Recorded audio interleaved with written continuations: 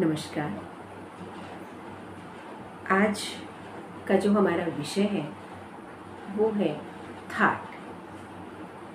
संगीत में थाट क्या है और ये कितने थाट हैं, थाट का आरंभ कब हुआ, ये सारा आज का हमारा जो विषय है, आज हम इसी विषय पर चर्चा करेंगे।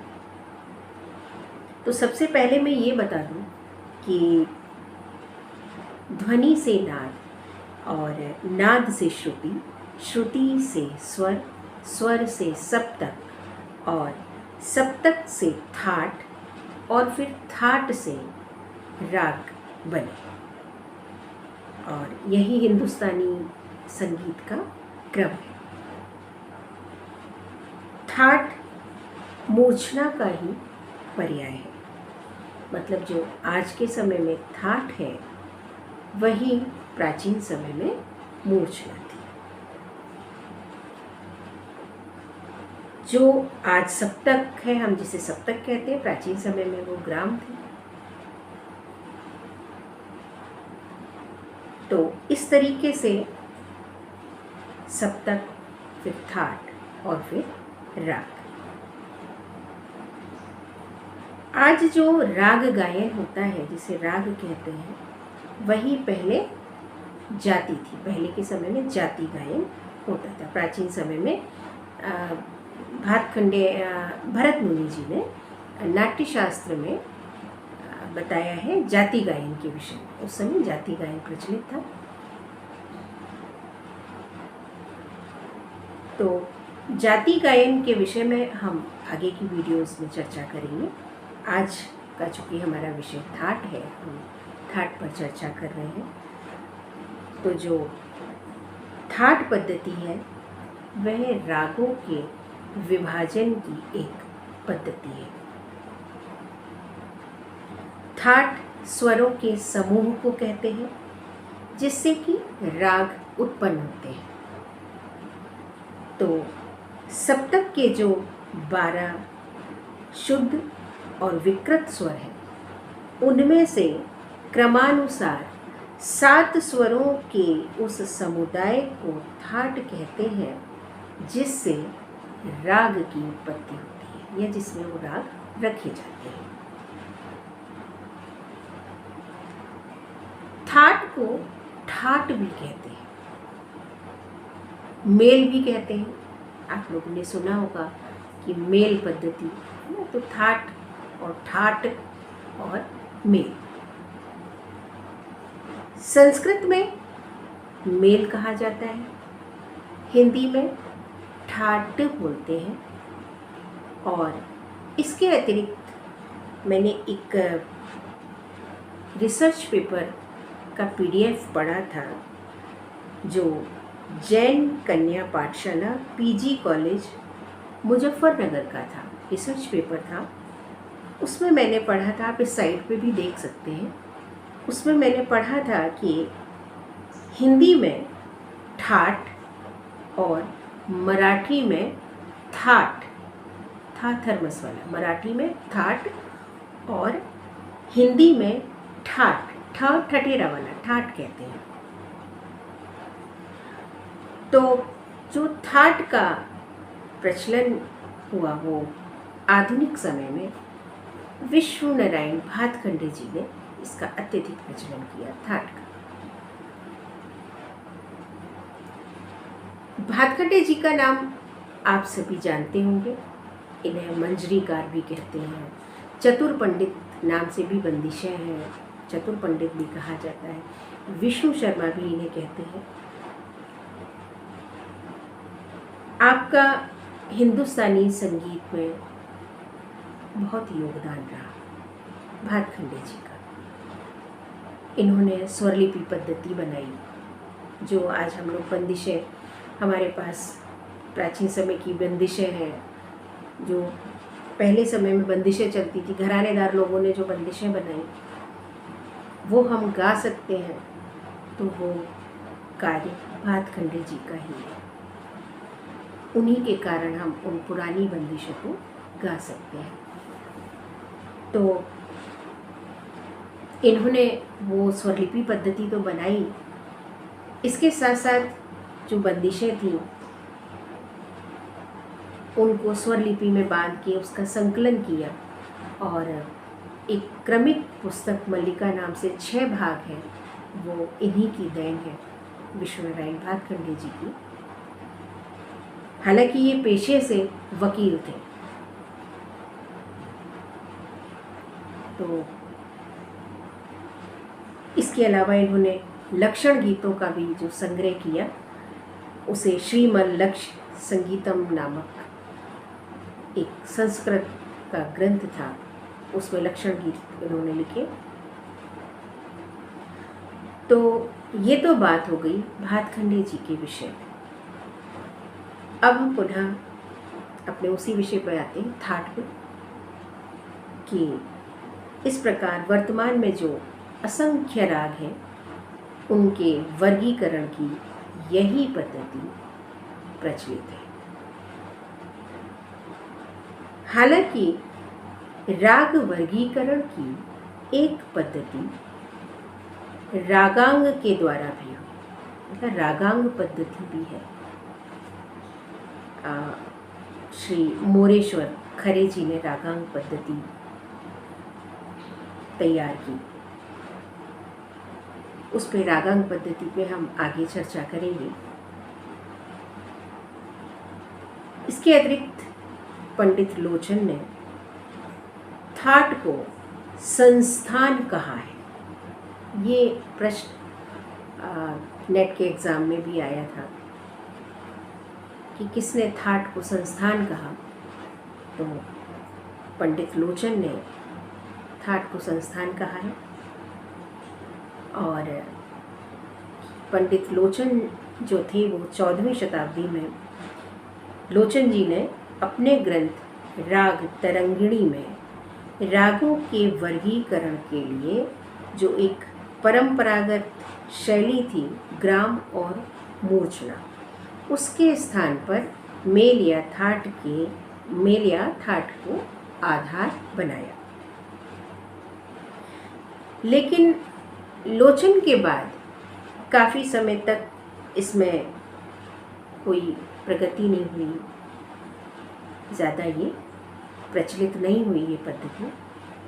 और फिर लगभग 17वीं शताब्दी के आसपास रागों का थाटों के अंतर्गत वर्गीकरण का प्रचलन होना आरंभ हो गया और बाद में इसका प्रचलन पंडित भातखंडे जी ने किया। अर्थात लोचन ने जिस प्रणाली को प्रस्तुत किया था वह भातखंडे जी के समय में पूर्ण वैज्ञानिक और व्यवस्थित रूप में सामने आई। आज जो सबसे अधिक प्रचलित पद्धति है वो भातखंडे जी की 10 थाट वर्गीकरण ही है। हिंदुस्तानी संगीत पद्धति में आजकल 10 थाट माने जाते हैं, 10 थाट बताए गए हैं। बिलावल, कल्याण, खमाज, आसावरी, काफी, भैरवी, भैरव, मारवा, पूर्वी और तोड़, ये 10 थाट हैं और 10 थाटों की एक पहचान बताई गई है। जैसे बिलावल थाट की पहचान बताई है कि इसमें सभी स्वर शुद्ध लगते हैं। इसके बाद कल्याण थाट की जो पहचान बताई गई है वो है सभी स्वर शुद्ध और मध्यम तीव्र लगता है। इसके बाद खमाज थाट में कोमल निषाद का प्रयोग बताया गया। आसावरी में गंधार, धैवत और निषाद यानी ग ध्वनि कोमल बताए गए। काफी थाट में ग और नी को कोमल बताया गया। भैरवी थाट में रे, ग, ध, ली ये 4 स्वर कोमल बताए गए। भैरव थाट में रे और धा कोमल। मारवा में रे कोमल, मा तीव्र। पूर्वी में रेधा कोमल और मातीव्र, और तोड़ी में रे ग ध कोमल और मा तीव्र बताया गया। इसके अतिरिक्त मैं एक चीज़ आप लोग को और बताना चाहती हूँ कि जो ये 10 थाट हैं उन्हें दक्षिण में क्या कहते हैं। तो जो बिलावल थाट है, बिलावल थाट को दक्षिण में धीर शंकराभरण का नाम दिया गया। कल्याण थाट को मेच कल्याणी, खमाज थाट को हरि काम्बोजी, आसावरी को नट भैरवी, काफी को खरहर प्रिया, भैरवी को हनुमत तोड़ी कहा गया, भैरव को माया मानव गौड़ कहा गया, मारवा को गमन प्रिया कहा, पूर्वी को कामवर्धिनी कहा जाता है दक्षिण में, और तोड़ी को शुभ पंतु वराली कहा जाता है। तो ये बात हो गई जो 10 थाट अपने यहाँ हैं उन्हें दक्षिण में किस नाम से जाना जाता है। अब थाट के कुछ लक्षण भी हैं, तो जिसमें सबसे पहला लक्षण है कि थाट में 7 स्वरों का होना आवश्यक है। ये नहीं कि 5 स्वर हुए या 6 स्वर हुए, तब तो फिर वो राग की श्रेणी में आ जाएगा। थाट में पूरे 7 स्वरों का होना, क्रमानुसार 7 स्वरों का होना आवश्यक है। ये ध्यान रखिए, क्रमानुसार, जैसे सा रे फिर गा, इस तरीके से। इसके बाद थाट जो है वो गाया बजाया नहीं जाता है। थाट को केवल थाट जो है वो समझने की चीज़ है। अब गाया बजाया क्यों नहीं जाता है, तो ऐसा कहा जाता है कि थाट में रंजकता नहीं होती। जैसे मान लीजिए हम कल्याण थाट की ही बात करें कि कल्याण थाट की पहचान है सारे स्वर शुद्ध, माती, जैसे हमने गाया सारे गा मा पा, इस तरीके से हमने इसे गाया।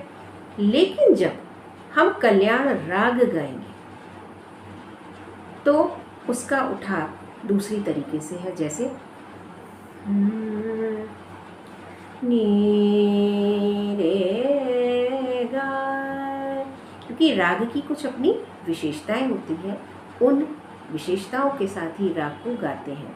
लेकिन थाट में केवल 7 स्वरों का होना आवश्यक है, क्रमानुसार होना आवश्यक है, उसके साथ बहुत सारे नियम हैं थाट के। तो इसलिए ये कहा जाता है कि थाट में रंजकता नहीं होती है और थाट गाए बजाए नहीं जाते हैं, वो तो बस प्रैक्टिस के लिए एक चीज़ होती है।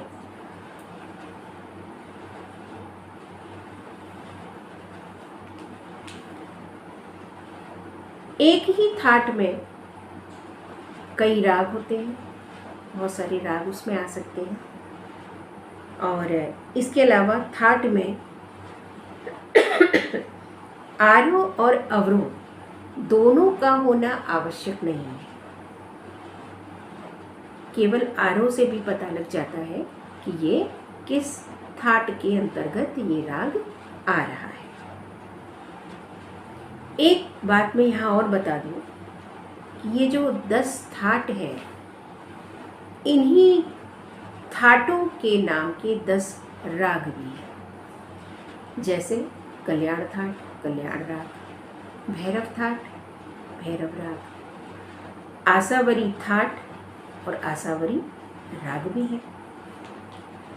मतलब ये है कि थाट के नाम पे जो राग होते हैं उन्हें आश्रय राग कहा जाता है। तो आप कह सकते हैं कि आश्रय राग जो है वो अपने थाट के नाम पे ही होते हैं। जैसे 10 थाट हैं और 10 आश्रय राग हमारे।